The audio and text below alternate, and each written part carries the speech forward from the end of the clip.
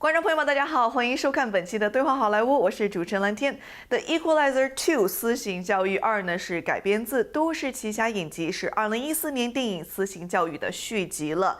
那其剧情呢是讲述的是常利用私刑处决恶徒的麦考，成为了一个不明人士的目标，而自己的老友也为此遭到谋杀使这个麦考呢决定踏上了一个复仇之路。Denzel Washington 饰演的麦考角色非常相当的沉着冷静，电影的镜头不时也是安插他与其他人交流的一些平静的画面，但是下一秒呢却又惊险而危险重重，替主角担心的同时呢也非常享受这个坏人受到制裁，受到主角麦考帮助的人重拾笑容，继续生活，相当美好的世界了。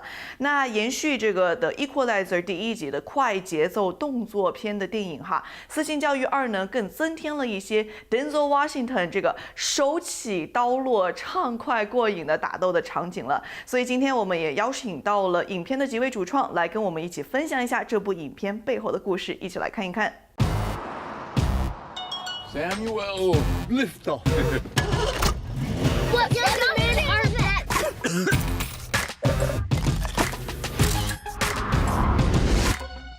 So how was it working with the infamous Denzel Washington? What do you love most about him? I think I'm the luckiest producer working in Hollywood. I've got to do so many Denzel Washington movies now. I got to be the producer on the ones he's directed and starred in, and then ones that he's just starred in. And I'm always shocked, including today, when he is doing a scene that he'll bring that calls for no humor, or calls for no compassion, or calls for everything, or calls for only compassion, and then he brings other things to them, like in today's scene where he's getting ready to end someone's life, but the opening of the scene, he's charming, and the guy that he's going to kill thinks that Denzel's his best friend. He has no idea what's about to come. That was not written on the page. That was what Denzel brought to it. That was what Denzel came up with in that moment as he's stirring his tea. That was, I mean, it's every take is a surprise.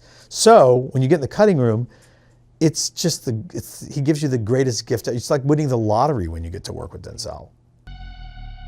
Make sure she gets in her apartment, okay?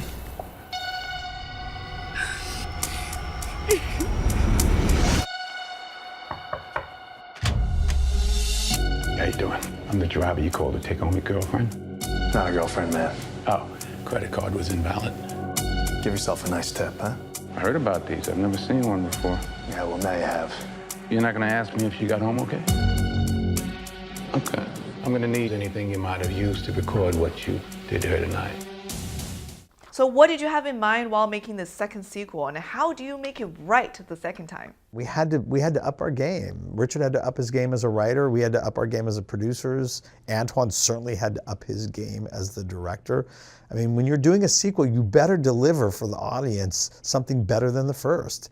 Plot-wise, character-wise, action-wise, smarts-wise. So it wasn't.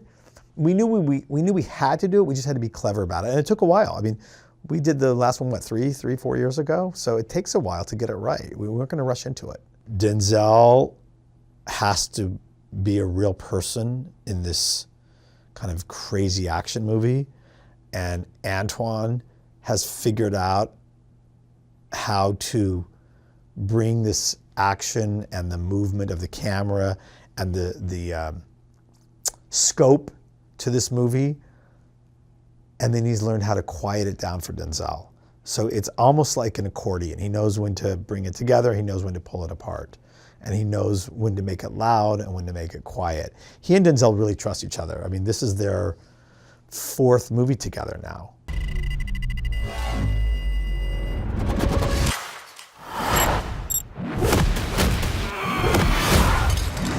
Come in. Get up. You know her name? No, sir. Her name is Amy. Give me your left hand. You ever see Star Trek? Very good. 5 stars for Amy. Denzel, thank you so much for joining us today. So can you explain to us what are some of the mentoring elements in this film? And also, how do you like being the father figure? I really was keen and interested in the sort of the father-son story. I mean, that's what was new about it. The sort of the story between me and the young boy, or Mccall and the young boy, and helping him navigate a bit through life without a father figure. So, with where we are in the world and in this country, I found that new about this script. Hey, you should let somebody else do this. Like who? Anybody. You're right. I guess anybody could do it, but nobody does, Miles. It's great. You're helping all these random people stay off the radar.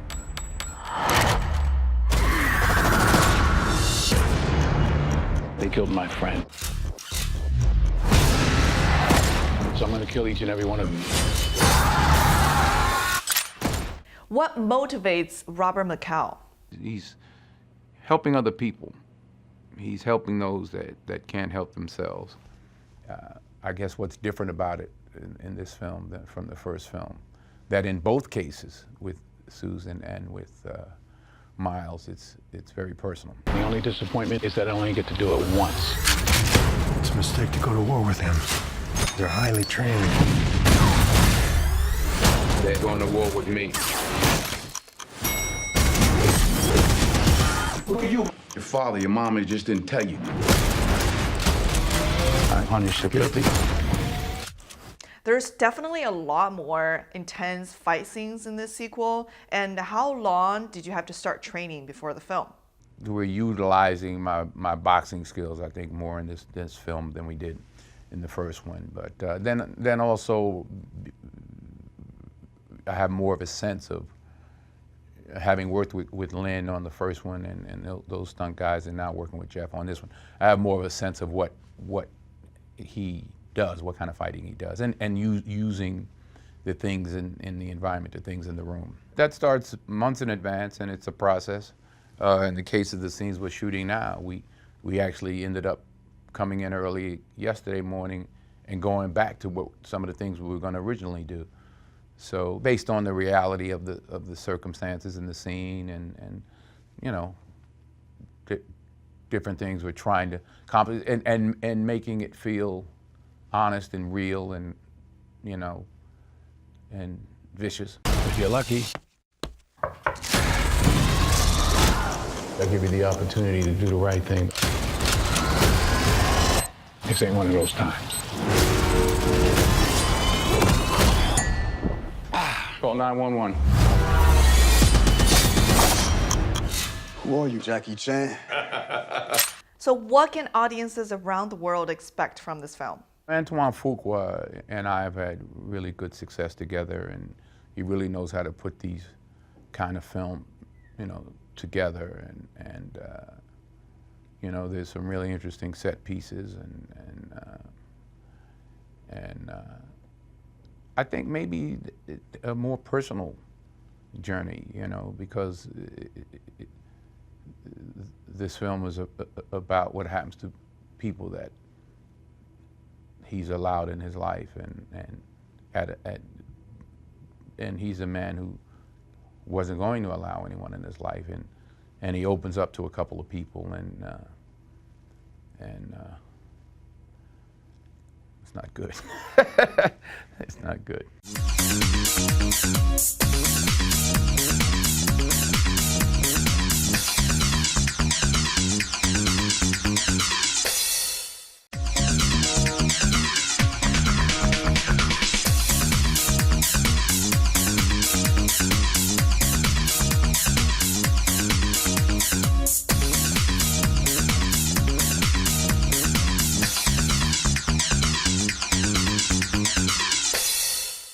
Hi, Richard. So as a screenwriter, why do you think people relate so much to the character Mccall? I think he's this iconic hero that speaks for those who can't and acts for those who are unable. And we're in a time in our culture where people feel voiceless and they don't get the help they need. And here's a guy that can come and help them. So I think that there was this kind of shining knight, you know, that lives in the shadows. First time to Turkey? No. Long time ago. Different life. Now you come back. Yes, I'm looking for something. You can find whatever you wish in Turkey. How about a man who kidnapped a little girl from her American mother? Would not be looking for such a man. It would be dangerous for you. Men like him would think that. In this story, what is Mccall's relationship to Susan Plumber? One is that Susan Plumber is the only person alive that knows all of Robert Mccall's secrets. She is the only connection to his past that's left. She is the only friend, truly, he has that knows who he really is. So it's a very interesting dynamic that they have. They've been to war together. They protected one another. They know each other's secrets. They're part of each other's lives. Everyone else thinks Robert Mccall is dead. Susan and Brian Plumber know the truth. And that's a comfort to Robert Mccall. So when she is in trouble, I think it becomes very personal.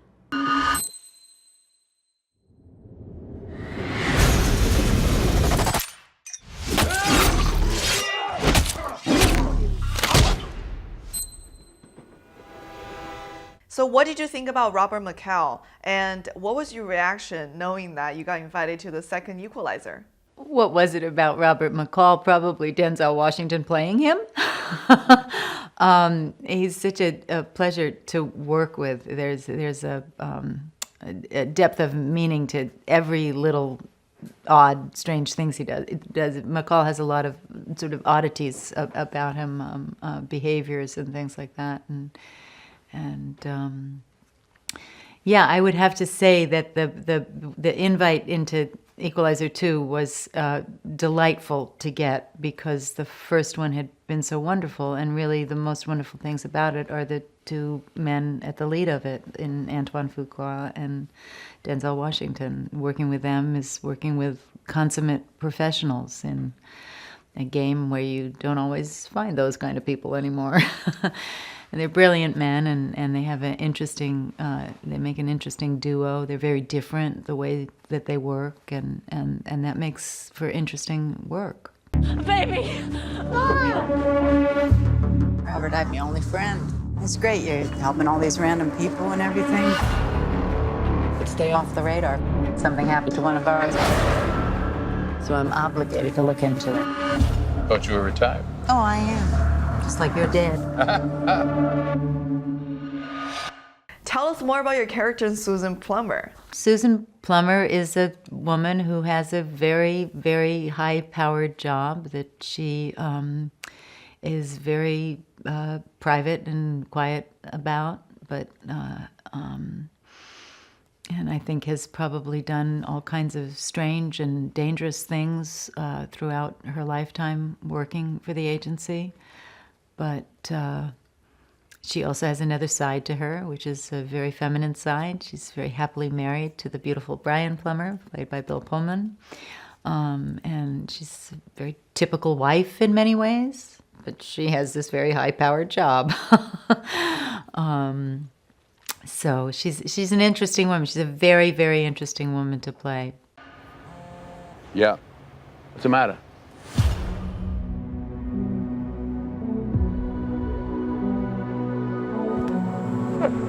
They knew what floor she was on. They're tying up loose ends. Exactly. I was your partner for 7 years, Mac. It's a mistake to go to war with him. It's go time. They're going to war with me. It's go time. Whoever did this have off-chart skill sets. How did you like filming in Boston? And did you like the atmosphere and the architecture of Boston? Driving is hard in Boston and complicated, but it's a beautiful old city, and that's why driving is hard in it. The buildings that we've been inside in this old town are amazing. Even just walking around, I don't know if it's where I happen to be situated, staying this time or something. I'm really noticing the amazing architecture in Boston and how it has been held intact in a way that so many places are all about the new building. And I feel like I'm in an old American city, one of the few old American cities that there are. Yeah, but the agency, family. You ever see Star Trek? Very good. Call 911. Go time. Roll the dough with a good grind and I run out with a bouton. That's a relay race with a bouquet. They say, K, you gon' marry mine. Yeah, okay. They killed my friend. So I'm gonna kill each and every one of them. And the only disappointment is that I only get to do it once. Die from the last shout, die from the last shout, die from the last shout. Seeing you carrying all those books around, I figured you for some kind of teacher. I'm a high-level paid government assassin. It's go time. I must ask you, and I think you're the only person who's right to answer this question. What is the Equalizer vision? Most of us, if there's a car crash or something shocks us, our body locks up. We panic. For guys like that, everything calms down. The heart slows down. The vision gets sharper. They become more aware of everything in the room. They start to assess the threat quickly. So Equalizer vision is really all about how men of violence will assess a moment in a room. So you've worked with Denzel Washington for quite some time now. What do you think his strength is as an actor? What's Denzel's greatest strength and what does he bring? Everything. He brings everything. There's no greatest strength like to Denzel. It really isn't. We talked earlier about whether or not I went to see Iceman Cometh on the play on Broadway. I'm always fascinated when I'm watching Denzel do his work. He just constantly ups himself. And I think Denzel just is always looking to be better. He's always looking to be better. You think someone like him would, relax a little bit. He's Denzel Washington. But he doesn't behave like that. And Denzel will be the first person to say to you, I'm not a movie star, I'm an actor. 好的，以上呢就是今天对话好莱坞的全部内容了，感谢大家的收看，我们下一期同一时间再见了，拜拜。Call 911. Go time. Roll the dough with a good grind and I run out with a bouton. That's a relay race with a bouquet. They say, K, you gon' marry mine. Yeah, okay. They killed my friend. So I'm gonna kill each and every one of them. And the only disappointment is that I only get to do it once. Die from the last shout, die from the last shout, die from the last shout. Seeing you carrying all those books around, I figured you for some kind of teacher. I'm a high-level paid government assassin. It's go time.